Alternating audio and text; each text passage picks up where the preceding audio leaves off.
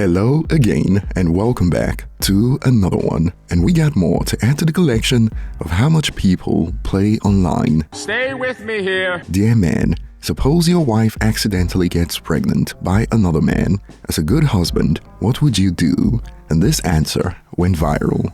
Eminem, Marshall Mathers LP track 16.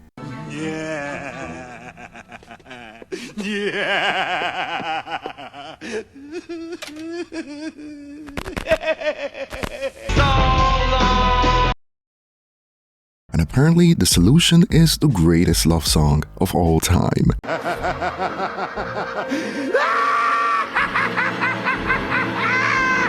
But jokes aside, today we got a lot more that shows the game ending 2025 with bangers left and right, as apart from getting trolled by his son. Hey man, I just ran into this random rapper. He gonna do a freestyle. You know, when I'm out Christmas shopping with my son, I'm in a red rose, white ceiling, right? Another snippet has hit social media that shows Game speak on the origins of his beef with 50 Cent. And according to Game, he's clearing up misconceptions. However, since he's been crowned the GLOAT, I call it the undisputed truth, greatest liar of all time in hip-hop, the reactions aren't going as Game would expect. And we also got beef in the hip-hop space brewing, just days after Ebro got fired from Hot 97 and Charlamagne signed a huge deal worth hundreds of millions. And now we got shots fired at Charlemagne just hours ago and some wild allegations hinted.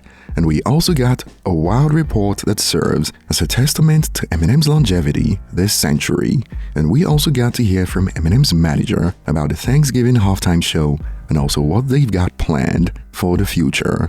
And on Game, a snippet recently hit the web showing Game, quote, clear up misconceptions about his beef with 50 Cent. It's going so well. G-Unit is doing, y'all come out, boom, boom. How did something start so well and so bad? One day I went to, Hot 97, talked to Funk Flex or something, and they were like, 50 got beef with Jadakiss and Fat Joe and Nas. And I was like, whoa, I ain't signed up to beef with guys that I idolize. Right. I had looked up to the Locks and Kiss. They were rapping before me. I used them as, guides to like get me to where I was. So like I said, 50 don't talk about nothing but money. So nobody never told me that the group was beefing. But you're loyal to them.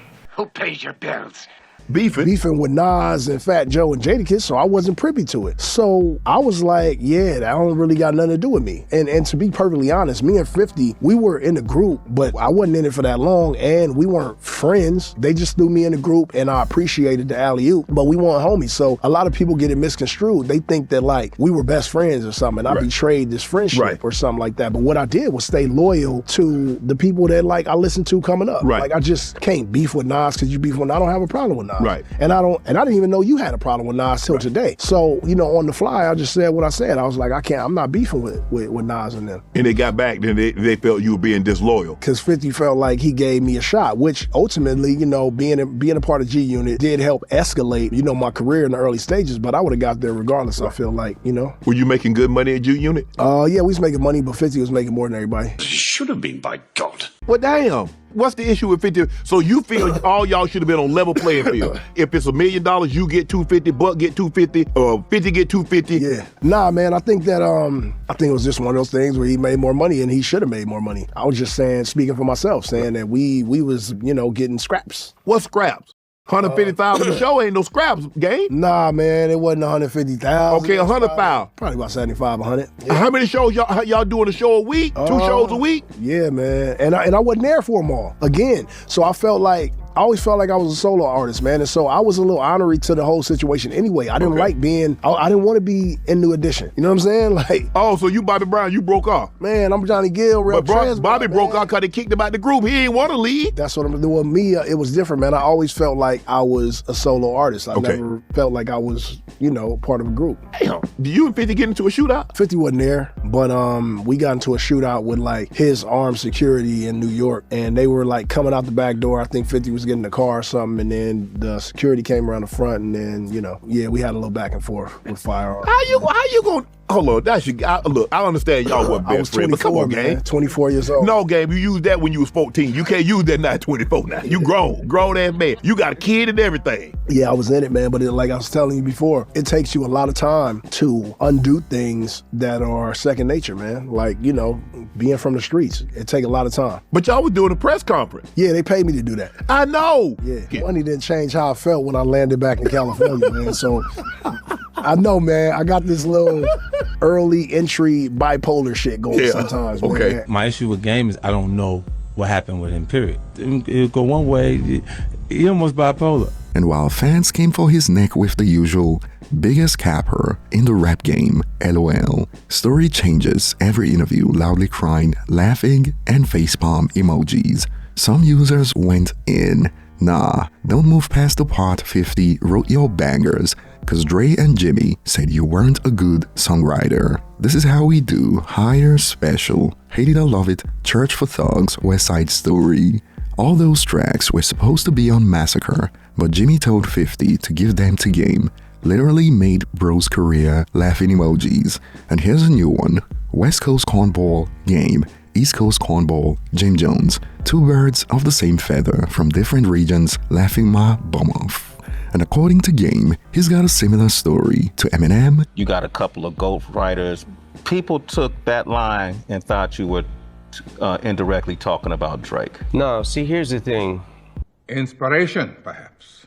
Drake is always going to be in my good graces because he did something for one of my daughters. As Game revealed why he's gonna be cool with Drake for life. So your relationship with Drake, y'all still good? That's your Drake? boy? Yeah, that's your boy. That's my homie for life, bro. And it's because of, you know, the things that it has done in the past without question, with me asking one time, bro. If my kid, he got a concert, my kids want to go to the concert, he roll the red carpet out and make sure that they good. Anything I need, I call it, bro, pick up on the first ring and he look out. And we talking about one of the biggest artists of all time that got on speed dial. So no, I'm not turning my back on it.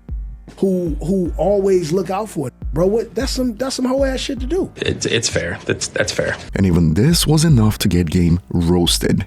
If Game wasn't good with Drake last year, would have been super messy. A lying dude is a horrible dude, loudly crying emoji. And Game surely can't escape his reputation at this point. He could say the sky is blue, and people are gonna drag him for it. As some users added, the game is broke. He said it without saying it. And that snippet has been interpreted as basically he's saying they are friends because he gives him things. Sounds like a stripper. Hey guys, let's take it easy on him. And just days after reports hit the web of Drake and 50 Cent dancing on the grave of Ebro's Hot 97 show that got axed, news hit the web that Charlamagne signed a $200 million deal with iHeartMedia. And this looks to have sparked beef in the hip-hop space as we got Ebro out here firing shots and allegations at Charlemagne. Great timing for us. No, it is. The whole thing is good timing for us. Listen, there were things that Charlemagne was willing to do that I would have never done. Can you give us an example? Never. And that's how you get to those big bags. Because I don't to have the people like the iHearts of the world want to hand you this much money. But it's the same with Stephen A. Smith, though. When Disney wants to give you money like that, you got to do a dance I ain't willing to do. What kind of dance move? You could have. I think you could have done it. I don't know if you would have gotten the Stephen A. 30 a year is a big one. Who? You. No. But I think you would if you had flipped it on and done the dance right, you could have got yourself a nice 10, 15. Oh yeah. But I can't do it. Yo, Ebro, you should have been at Turning Point USA this weekend. This could have been you. Nah, son, it crossed my mind. You could have been lit. Because imagine if I start sitting down with the, give me a name. Candace. Oh. Ben Shapiro. Hey, come on. Tucker Carlson. Oh, come on. I mean, you really go all the way to Nick Fuentes. I mean, me and Nick would get it popping. I mean, well, you guys could find some common ground. It's all about finding common ground. Common ground would we find? Listen, I'm sure you guys could find the same person you don't like here or there. Have yourself a little chit chat. And while this has been described as some as, oh, the girls are fighting, laughing emoji, some have expanded. Every old head who watched their competitors pass them by says things like this, loudly crying emoji. I've seen it a few times now that I'm in my 30s and have been moving around professionally for 10 to 12 years. It is just advanced hate. And it has been quite the turnaround for Charlamagne over the last few days. First, he was one of the few people in the hip-hop media space to call out the people hating on 50 Cent's documentary. He's saying a black man shouldn't be doing this to another black man. How come we not having conversations about what Diddy did to other black people? Like when you watch that documentary, every person on that documentary except for Aubrey O'Day is black. And now he signed a deal that's got the likes of Ebro out here looking salty. And Eminem's manager, Paul Rosenberg, recently had this to add about the Thanksgiving halftime show. All right, well, guys, I hate to say it, but no, don't say it. Don't do it. Don't you dare. This is the end. This was the whole schlemiel. I mean, you made the June News on November 27th. What did I do? You brought Eminem out on the halftime show in Detroit. Yeah, we gotta talk about it. Ladies and gentlemen, Detroit's own Eminem. Yeah, we produced the Thanksgiving halftime show for the Detroit Lions. Jack White. Had Jack White with his surprise guest Eminem. Amazing. And yeah, we did the thing. We're gonna do 2 more of those. The controversy is they're saying it's probably better than the Super Bowl coming up. What's that about? I did not say that. All I did was went out there and put my best foot forward and did the best job that I could. What a mitzvah. And, you know, there's some confusion out there. People think just because we did that we're doing all the Lions halftime performances. We're just doing Thanksgiving. As much as we love Snoop Dogg and he's our close associate, we don't have any involvement in the Minnesota Vikings Lions game halftime they're doing on Netflix. It's not us, but Snoop's gonna crush it, as we know. And next year we'll be back doing it again at Ford Field on Thanksgiving. Oh, and here's an interesting report before we end it today. The most streamed hip-hop songs on Spotify in every year of this century. And take a look, a certain rapper started real early and still managed to register a position in the 2020s that sparked reactions like, Eminem having 6 songs here is crazy, from the real Slim Shady all the way to Godzilla, that ended up outstreaming number ones like The Box, WAP, and Rockstar. And this got users going off. Eminem being 24 years deep into his career and having the most streamed hip-hop song in 2020 is so iconic, and this ruffled feathers for obvious reasons. Eminem is on here from 2000 to 2020, greatest rapper of all time. Also, shout out to Drake, dude beat a 20v1 and came out on top. What did you say? What did you just say? And Kendrick fans came for this user. Ain't 20v1, it is 1v20 if I gotta smack the dudes that write with you. And that will be all for today, and I'll be looking forward to your thoughts in the comment section. Thanks for watching, Merry Christmas, Happy Holidays, and I will see you on the next one.